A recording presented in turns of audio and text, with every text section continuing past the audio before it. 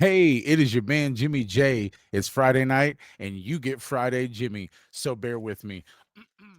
Instant reaction to Atlanta versus Dallas. I liked it. The Cowboys looked good. We're going to talk about the run game outlook. We're going to talk about the wide receiver outlook. We're going to talk about Micah in the middle. It's so unfortunate what's going on right now. And then, of course, we're going to move forward to Philly. We have to. And so make sure you hit that like. Make sure you hit that subscribe. It's Friday night. Let's have a good one. Let's go.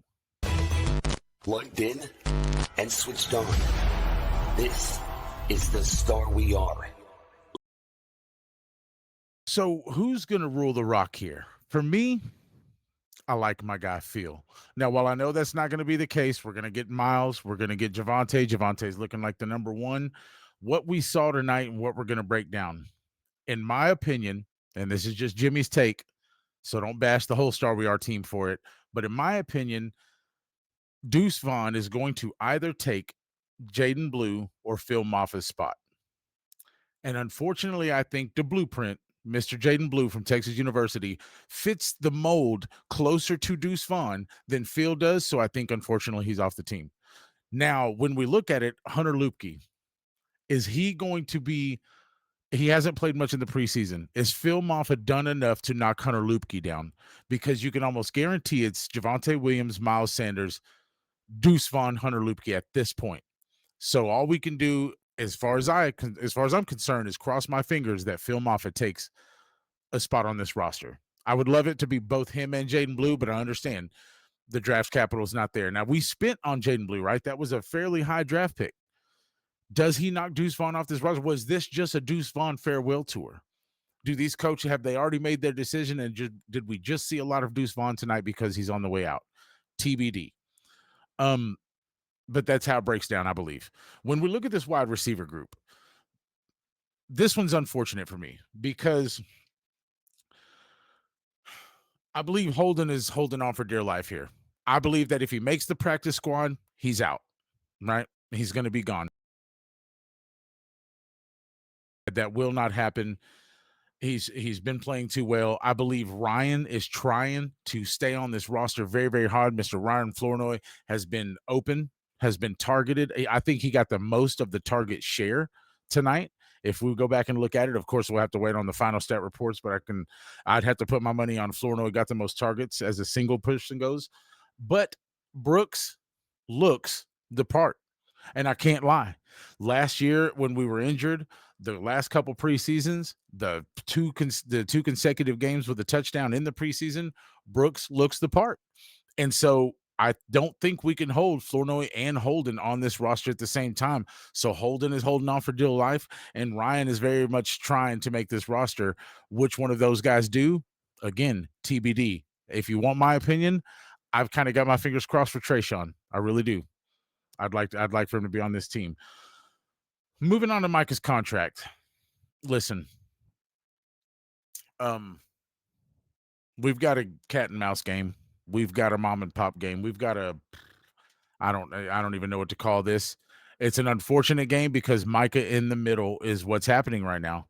I believe, looking like my man Des Bryant likes to say, from 1,000 square foot view, right? Looking from the outside in, I believe that Jerry and Micah did shake hands.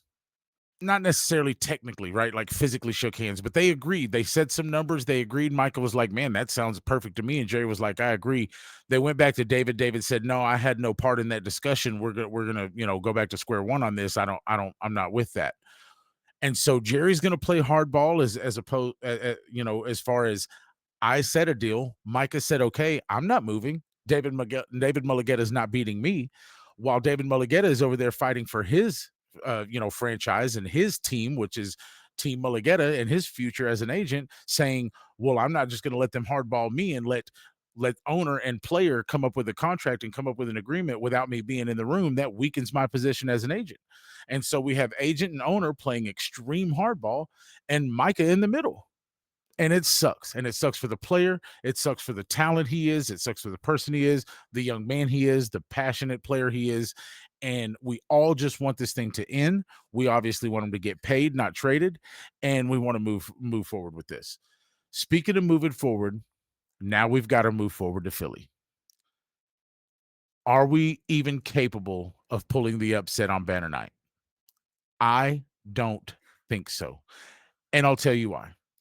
While we have the element of surprise, Philly doesn't necessarily know what Brian Schottenheimer and Clayton Adams are going to bring week one. While we have a solid defense that Eberflus is looking like it has, playing the run game pretty well, being in position, the run fits and the gap schemes look pretty good as far as the linebacker and the defensive room goes. We have a lot of question marks at corner, a big question mark at left tackle, and emphasis on big. Tyler Guyton's a monster, but he's got a big question mark over his head right now. He just does. Is he even going to be there? And if he's not, well, then it's an even bigger question mark on who's going to back him up and are they going to play any good. So this offensive line is going to be learning and giving their first full take as an offensive line together against this stud defensive line that was basically number one in the league last year on most metrics, while Philly's offensive line is basically adhesive as a core. They've been together with the best running back in the league running behind it. I don't see Eberflus's defense stepping up to the challenge quick enough.